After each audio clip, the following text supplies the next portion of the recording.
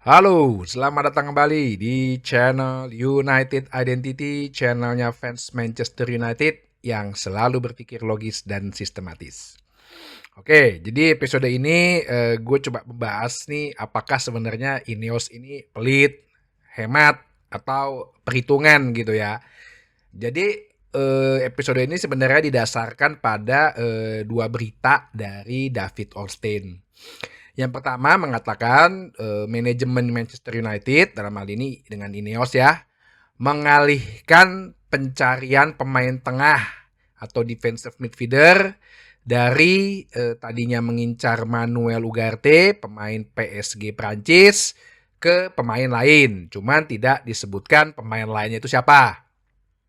Jadi dikabarkan PSG ini bersikukuh untuk menjual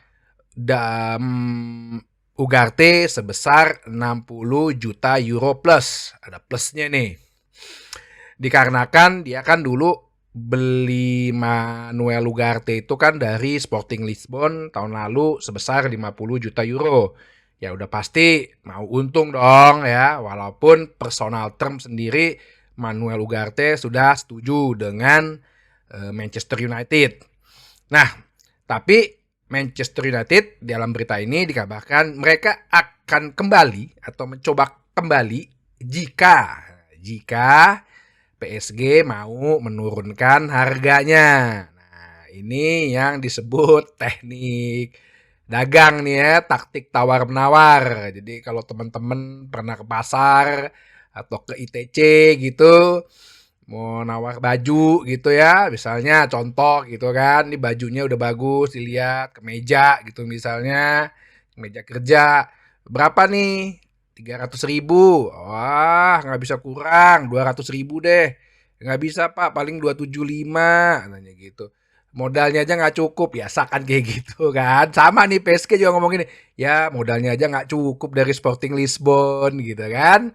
Terus ya taktiknya biasanya kita gitu, ya gue juga gitu, pura-pura pergi. Ya pura-pura pergi kan dengan tujuan satu, dipanggil lagi gitu kan.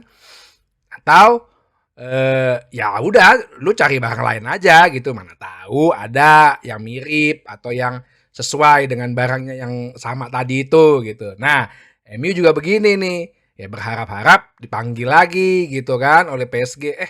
Ya udah deh 50 juta euro tapi ada add-onsnya deh gitu. Nah, ini yang kita tinggal tunggu aja gitu. Tapi sih karena menurut gua kebutuhan pemain tengah nomor 6 itu kayaknya urgent setelah kemarin gue juga ceritakan gimana secara posisi, secara performance individual kayak Casemiro gitu ya, dan kita nggak punya lagi number six yang bener-bener bisa punya fisik yang bagus, speed yang bagus, breaker gitu ya, dan bisa menjadi apa ya, Marshall dalam arti dalam posisi belakang gitu. Nah itu yang menurut gue harus urgent. Jadi nama sih nggak disebut siapa penggantinya, cuman di beberapa akun fanbase gitu ya banyak menyebut tuh Martin Zubimendi. Gue pernah membahas mengenai Martin Zubimendi yang dimana dia adalah pemain Real Sociedad,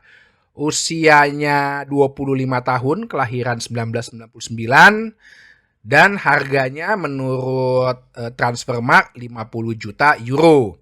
42 juta pon. Berarti kan sebenarnya kalau mau ditawar-tawar lagi bisa nih agak turun. Tinggi badan 181, posisi defensive midfielder. Gue pernah bahas juga data dari SofaScore bahwa si Martin Zubimendi ini memang daya jelajahnya tinggi gitu. Kalau si Ugarte kan lebih banyak di lingkaran tengah tuh bertahan ya. Tapi kalau si Zubimendi ini role-nya dia lebih dari sisi heat map gitu, dia jajahnya tinggi dan kadang-kadang lebih banyak ke sedikit di bawah garis pertahanan kita gitu ya. Garis tengah maaf maksudnya. Nah, si Martin Zubimendi ini kan sebenarnya dari Akademi Real Sociedad. Gue udah pernah bilang kalau dari akademi sebenarnya lu kalau jual itu sebenarnya nggak rugi gitu loh. Jual dengan harga ya di atas 10 juta, 20 juta karena dia kan memang lu nggak keluar duit waktu membeli dia, mendapatkan dia gitu kan. Ini yang menjadi nilai plus. Jadi kalau misalnya ditawar-tawar 30-40 juta mau, Sociedad gitu ya, kelas Sociedad kan pasti itu duit yang besar gitu ya. Selama di tim senior Sociedad sih, Martin Zubimendi itu telah bermain sebanyak 144 kali dengan 7 gol serta 5 assist. Menurut gue ini juga dari ukuran gol dan assist untuk pemain tengah yang sebenarnya dia defensive midfielder atau breaker gitu ya, atau holding midfielder gitu ya, menurut gue nih catatan yang cukup bagus gitu. Nah, dia juga adalah pemain timnas Spanyol di Euro 2024 kemarin yang menjadi juara. Lebih kepada dia menjadi pelapisnya Rodri ya.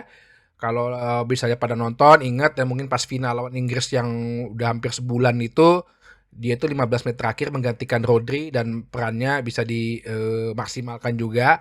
Ya mirip-mirip dengan Rodri lah. Makanya gue bilang apakah ini jadi the next Rodri nanti di Manchester United? Gue sih setuju-setuju aja kalau emang harganya sesuai gitu. Nah, terus yang berita kedua ini mengenai The Ligt dan Mazraoui. Jadi ini si paket mau beli paket hemat ini ya, yang dimana Bayern Munchen berkeras bahwa dua pemain ini tidak lebih dari 60 juta pon, karena si Matthijs De Ligt itu 42 juta pon, Mazraoui 18 juta pon kan. Karena dia West Ham penawarannya waktu itu kan segitu. Ya udah samain aja deh katanya Munchen. Nah, MU tuh masih kemarin waktu hari Jumat ya, yang gua beritakan pas gua live, dia melakukan penawaran. Cuman sepertinya masih di bawah itu. Nah, dan ditolak oleh Bayern Munchen. Padahal kedua-duanya sudah personal term agree, bahkan kontrak sudah dipersiapkan sampai 2029 dengan opsi perpanjangan 1 tahun. Nah, kali ini katanya tadi malam, kemarin lah ya, akan diberikan lagi penawaran kedua gitu. Nah, jadi penawaran kedua ini ya pasti akan lebih baik lah dari penawaran pertama, tapi belum tentu juga mendekati 60 juta pon, pasti ada add-ons-nya. Nah, jadi si Bayern Munchen ini sebenarnya agak bermain-main apa ya, psikologis juga gini. Ini juga taktik tawar-menawar juga nih. Dia ngelihat kayaknya Manchester United butuh gitu. Kenapa dibilang butuh? Karena Lenioro kan cedera gitu ya. Lenioro cedera. Wah, ini cedera nih back tengah nih. Gue butuh, lo pasti butuh nih. Butuh Matthijs De Ligt nih gitu loh. Mungkin si Mazraoui bisa lah diturun-turunin dikit. Tapi kalau untuk De Ligt kayaknya nggak bisa nih. Lo kan butuh. Euronya cedera. Nah, sama Manchester United di counter lagi dengan berita bahwa operasi kaki kan si Euro dikabarkan kena metatarsal ya. Dikabarkan katanya operasinya sukses. Kalau dibilang operasi sukses kan cepet lagi kemarin operasinya. Bisa jadi sebenarnya ya kurang 3 bulan tuh juga sebenarnya udah bisa balik gitu. Jadi kalau bicara butuh ya gue nggak butuh-butuh banget sebenarnya gitu. Gue masih ada Maguire kok gitu.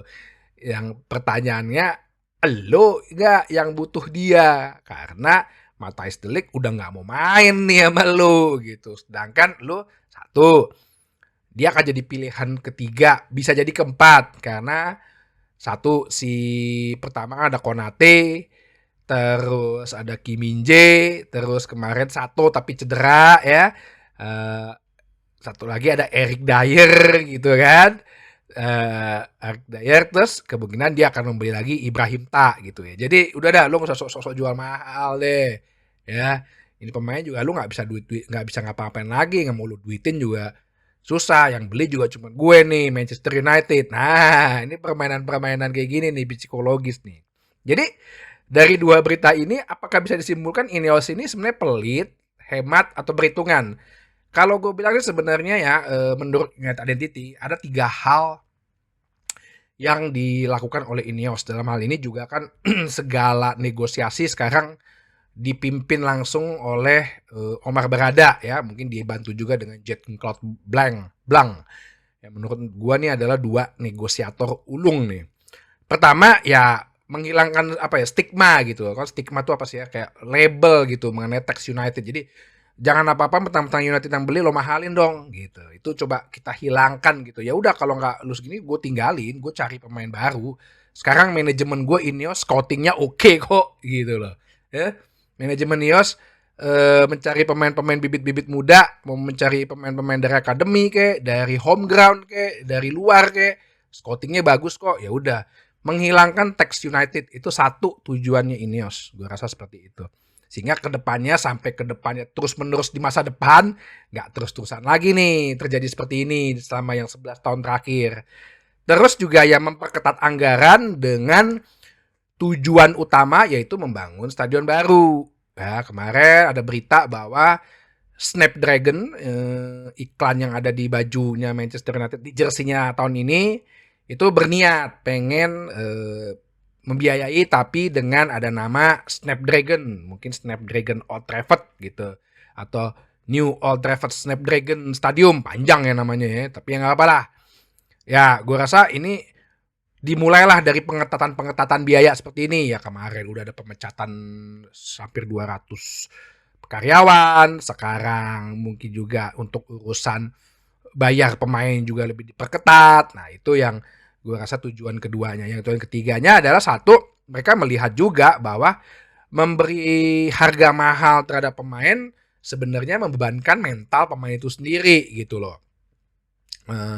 Terlebih ya pernah kan kejadian yang mungkin kayak Harry Maguire, mungkin kayak Wan Bissaka, mungkin kayak Jadon Sancho, itu kan pemain-pemain yang terlalu dilabelin harga tinggi, akhirnya dia feel comfort, merasa zona nyaman, terus ketika dikritik sedikit beban mental, apalagi dengan harga segitu, permainan drop. Nah, ini yang gue rasa juga coba dihindari atau perlahan-lahan dikikis lah oleh Ineos. Oke, jadi gitu aja. Kita tunggu lagi kabar-kabar selanjutnya. Semoga minggu ini sebelum Community Shield, nah, supaya gue nggak salah ngomong ya, Community Shield itu minimal udah ada dua pemain baru lah ya, khususnya sih di daerah defensive midfielder untuk pengganti ya, bukan pelapis Casemiro. Itu aja sih. Oke. Demikian, sampai ketemu lagi di channel United Identity, channelnya fans United yang selalu berpikir logis dan sistematis. Terima kasih.